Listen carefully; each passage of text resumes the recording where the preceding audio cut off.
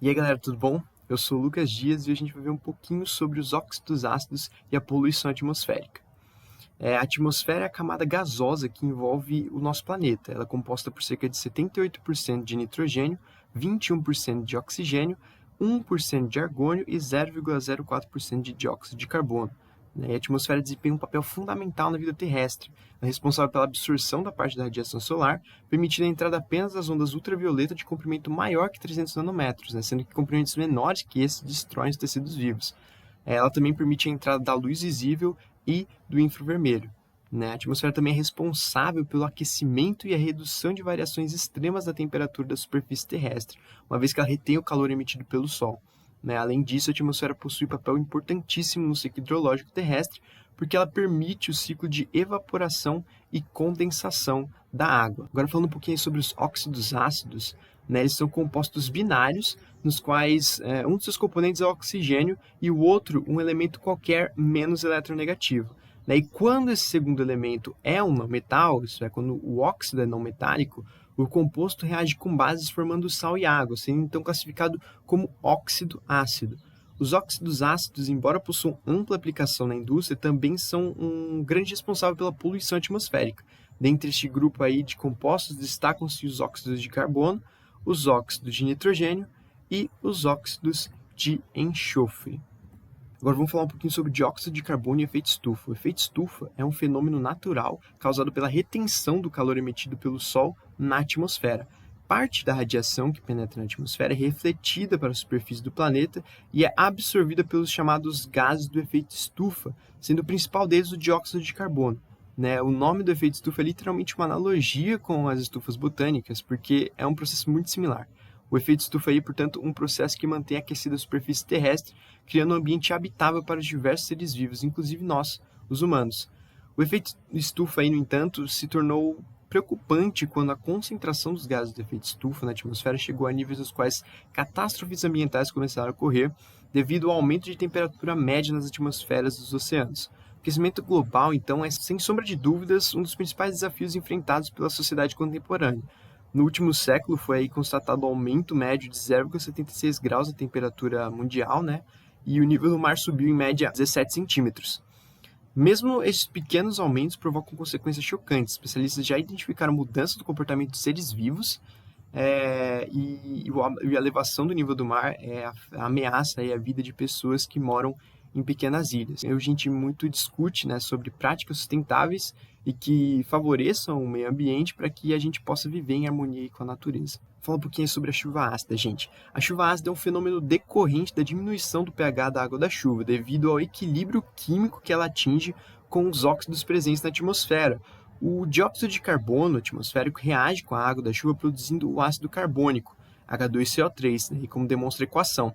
A água pura, ela possui o pH igual a 7, mas em equilíbrio com o gás carbônico, o pH cai para 5,6. E mesmo que isso faça com que a chuva fique um pouco ácida, só é considerado que a chuva possui excesso de acidez quando seu pH fica menor do que 5,6, porque a presença do ácido carbônico na chuva é tida como uma acidez natural, e que não causa problemas ambientais.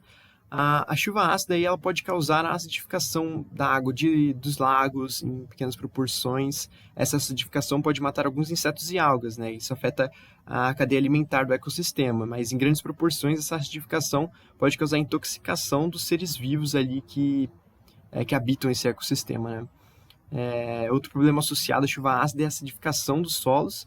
Quando isso acontece, grandes concentrações de íons de hidrogênio, o H+, no solo comprometem a disponibilidade dos nutrientes para as plantas, prejudicando dessa forma aí a produtividade das culturas cultivadas.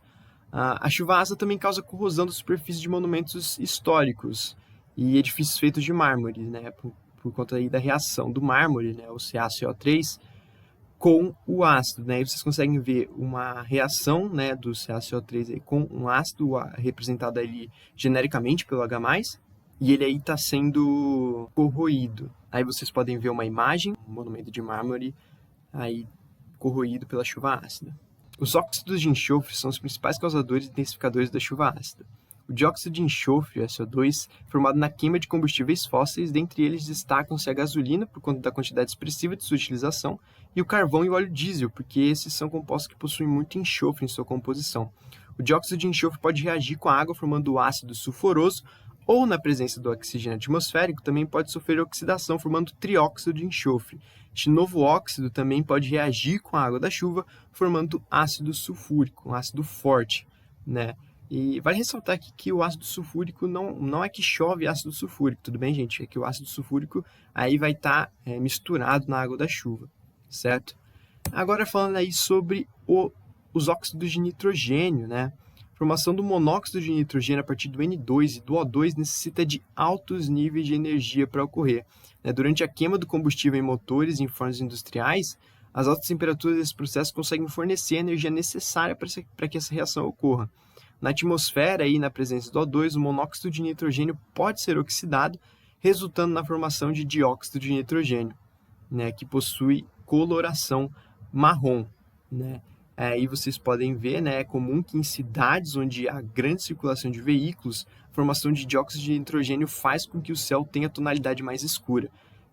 Bom, o dióxido aí de nitrogênio, por sua vez, ele pode reagir com a água da chuva formando ácido nítrico, o HNO3 ou o ácido nitroso, o HNO2, aí contribuindo para o agravamento aí da chuva ácida.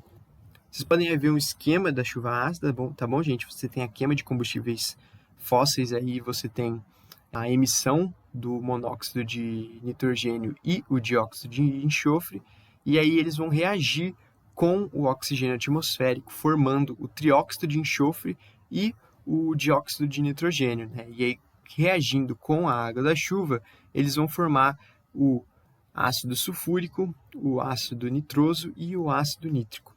Tudo bem? Aí agora, sintetizando tudo que a gente viu, gente, a gente viu aí sobre a atmosfera, então a gente viu qual é a importância da atmosfera aí na manutenção da vida terrestre, né? A gente viu sobre óxidos ácidos, que são aí óxidos formados aí pelo oxigênio e por elementos não metais, não metálicos no caso, né? A gente viu também aí o efeito estufa e o dióxido de carbono, e isso aí implica no aquecimento global devido aí ao aumento da emissão do dióxido de carbono, né? E em diversos impactos ambientais por conta disso. A gente viu também a chuva ácida, né, como os óxidos de enxofre estão relacionados com isso e como os óxidos de nitrogênio também estão relacionados com isso. Eu espero que vocês tenham gostado dessa aula, gente. Eu agradeço muito aí a atenção de vocês e tenho certeza de passar aí pelo site do Cursinho Popular do Instituto Federal de São Paulo para vocês poderem ver o material didático que a gente preparou. Tudo bem? Eu vejo vocês na próxima. Um abraço.